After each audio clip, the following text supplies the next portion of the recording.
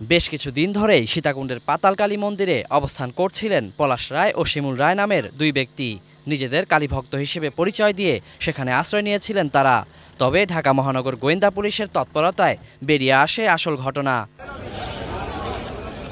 MP আনার হত্যায় সরাসরি অংশ নেয়া ফয়সাল আলী সাজি ও মুস্তাফিজুর রহমানই পরিচয় গোপন করে পলাশ ও শিমুল নামে আত্মগোপনে ছিলেন ওই কালী মন্দিরে। বুধবার ফটিকছড়ি ও সীতাকুণ্ডের বিভিন্ন এলাকায় অভিযান চালিয়ে তাদের গ্রেপ্তার করে ঢাকায় নিয়ে আসে ডিবি। বৃহস্পতিবার ডিবির অতিরিক্ত কমিশনার জানান, এমপি আনার হত্যায় অভিযুক্তদের মধ্যে অন্যতম ফয়সাল ও মুস্তাফিজুর। শিমুল ভুইয়ার পরে যে হত্যাকাণ্ডটি সংঘটিত করার জন্য আরও যে দুই ব্যক্তি অগ্রণী ভূমিকা পালন করেছেন, তার মধ্যে একজন হলো ফয়সাল সাহাজি আর একজন হলো মুস্তাফিজুর রহমান, যাকে আমরা গতকাল দুর্গম পাহাড়ি এলাকা, উঁচু নিচু পথ, ফটিকছড়ি, ভোজপুরি এবং সীতাকুণ্ডের মাঝখানে একটা পাহাড়ের এক পাদদেশ থেকে তারা লাল ধুতি পরিহিত অবস্থায় সেখানে শুয়েছিল এবং তারা তাদের নাম ধারণ করেছিল, একজনের নাম পলাশ রায় আর একজনের নাম শিমুল রায়। এই নাম ধারণ করে, হিন্দু বেশ ধারণ করে, ধুতি পরে তারা প্রায় অনেক দিন যাবতই এই পাতালটার নাম হলো শ্রী শ্রী পাতাল কালী মন্দিরে তারা বাঁচার জন্য তারা লুকিয়েছিল। আমরা আপনাদেরকে বলেছিলাম যে আমরা অনেককে গ্রেপ্তার করেছি এর আগে। এই দুইজনকে গ্রেপ্তার করার জন্য আমাদের একটি টিম ছিল ঝিনাইদহ, আরেকটা টিম আমরা কাজ করতেছিল হলো যশোহর, আর দুটি টিম কাজ করতেছিল খাগড়াছড়ি, বান্দরবন, তারপরে সীতাকুণ্ড, ফটিকছড়ি। ওই এলাকাগুলিতে আমাদের টিমগুলি কাজ করতেছিল অনেক দিন যাবত।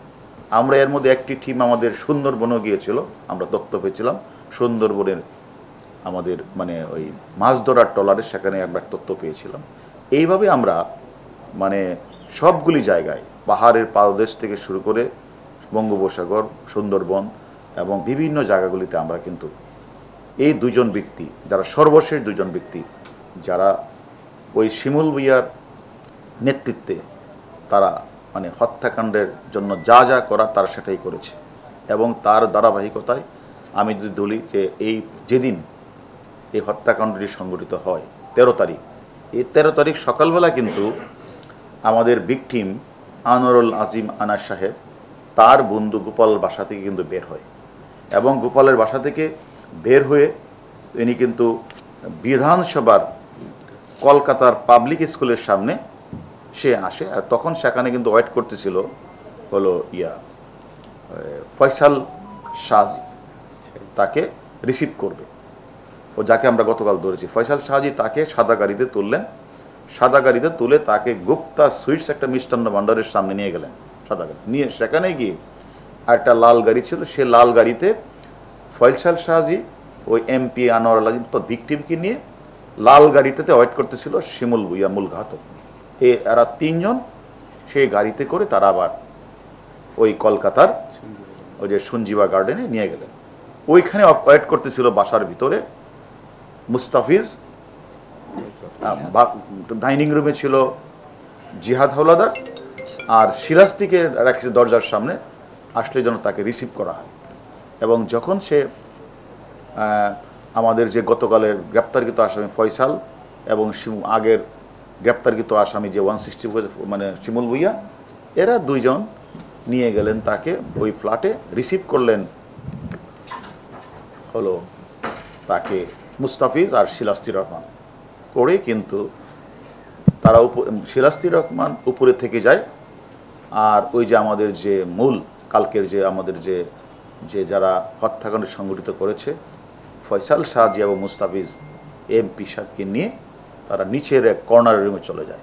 ভিকটিম আনোয়ার আজিম বুঝে পেলে তাদের 3-4 জনের গতিবিধি, তখনই যে কালকের যে গ্রেপ্তারকৃত ফয়সাল সাহাজি, তার হাতে ছিল ক্লোফ্রাম, সেটা দিয়ে তার মুখে নাকের মধ্যে সে জাপটে মেরে ধরে ফেলেন। তখন তিনি আর কতক্ষণ তিনি ধাক্কাধাক্কি করলেও পরে তিনি নিস্তেজ হয়ে যান। তখন তারা এই হত্যাকাণ্ডটি সংগঠিত করেছে। মুস্তাফিজ এবং ফয়সাল সাহাজি তারা বাংলাদেশে আসে 19 তারিখ। তারা 19 তারিখ এসে তারা রিং দেন হলো মাস্টারম্যান শাহিনকে, যে আমরা বাংলাদেশে আসছি, আর আমরা কোথায় থাকব? তখন শাহিনের একটা বাসা আছে হলো বসুন্ধরা, তারা বসুন্ধরা যায়। তো বসুন্ধরা যে সে তার কথা বলে হলো শিমুল ভূঁইয়ার সাথে। তো শিমুল ভূঁইয়ার সাথে কথা বলতে বলতেই মোবাইলটা বন্ধ হয়ে যায়। তখন তারা একদিকে মোবাইল বন্ধ হয়ে যাওয়ার কারণে শিমুল ভূঁইয়ার মোবাইল বন্ধ হয়ে যাওয়ার শাহিন চলে যায় হলো দেশের বাইরে।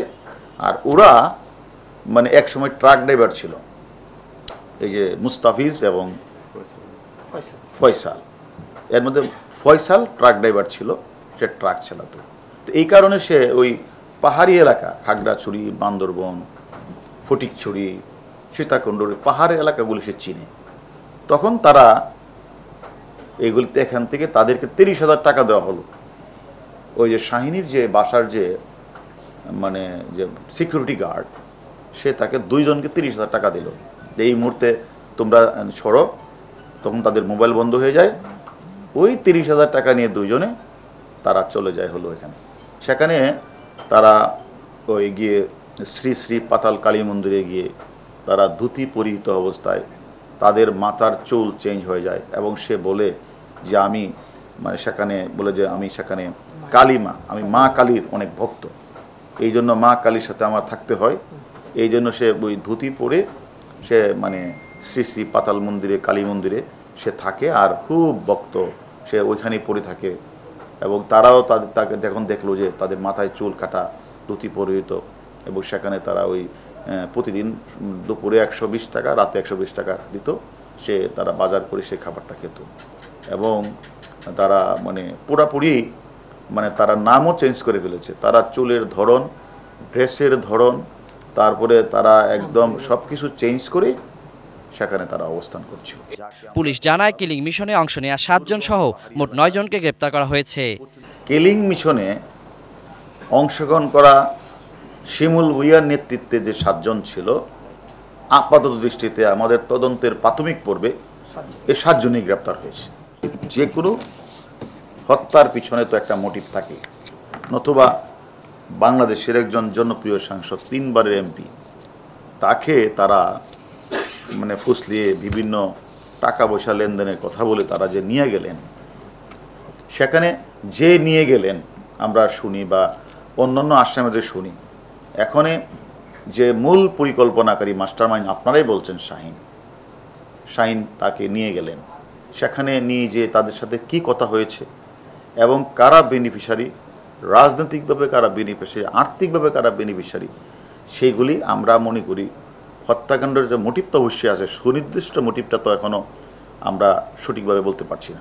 তবে আমরা যেহেতু অনেকগুলি মানে প্রায় 9 জন টোটাল আসামি গ্রেপ্তার হয়েছে, আমরা 2 জনকে সর্বশেষ আমরা গ্রেপ্তার করেছি, যে যারা মানে ওই বিল্ডিংয়ের থেকে সারা রাত যাবৎ তাদেরকে পৈশাচিক কায়দায় টুকরা টুকরা করে দেহ থেকে বিচ্ছিন্ন করে তারা যে ফেলে দিয়েছে 2 জন, তারা এর মধ্যে ফয়সাল এবং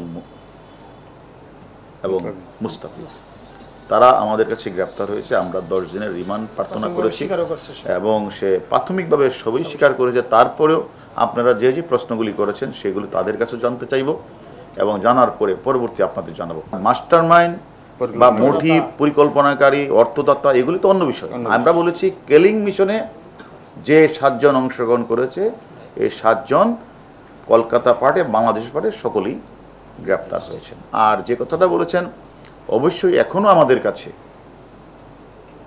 শাহিন মাস্টারমাইন্ড, কারণ উনি তো কলকাতার সঞ্জীবা গার্ডেনে বাসাটা ভাড়া নিয়েছেন তার পাসপোর্ট দিয়ে, তার সাথে ডিট করে। এই যে পরিকল্পনা, এই যে হত্যাকাণ্ডের প্রেক্ষাপট, বাসা ভাড়া করা, এগুলো তো শাহিনই করেছেন। এবং শাহিন সেখানে শেষ করে 10 তারিখ ইনি বাংলাদেশে ফিরে এসেছেন। যখনই ওই হত্যাকাণ্ডের কিলিং মিশনে অংশগ্রহণ করা যে 7 জন, তারাও যখন একে একে যখন তারা বাংলাদেশে এবং কেউ নেপালে চলে যায়, এর মধ্যে গ্রেপ্তার হয়েছে আমাদের কাছে শিমুল ভূঁইয়া। 19 তারিখ রাতে গ্রেপ্তার হওয়ার পরে 20 তারিখে কিন্তু শাহিন সে প্রথমে দিল্লি থেকে মানে নেপাল থেকে দুবাই হয়ে উনি তার ইউএস সিটিজেন, সেই ইউএস পাসপোর্ট, সে সেখানে চলে যায়।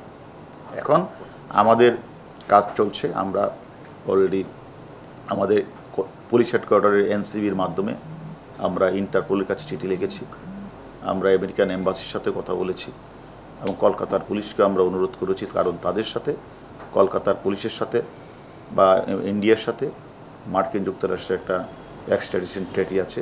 এবং এছাড়াও যেহেতু হত্যাকাণ্ডটি সংঘটিত হয়েছে এখানে, হত্যার মামলাটা রুজু হয়েছে সেখানে, এবং এটা আমি মনে করি ইন্ডিয়ার কাছে তো এটা মোস্ট ওয়ান্টেড, এবং আমি মনে করি যেহেতু মোস্ট নিডফুল কান্ট্রি হলো ইন্ডিয়া, তারাও চেষ্টা করবেন এবং তারা খুব আন্তরিকতার সহিত ইন্ডিয়া চেষ্টা করছে।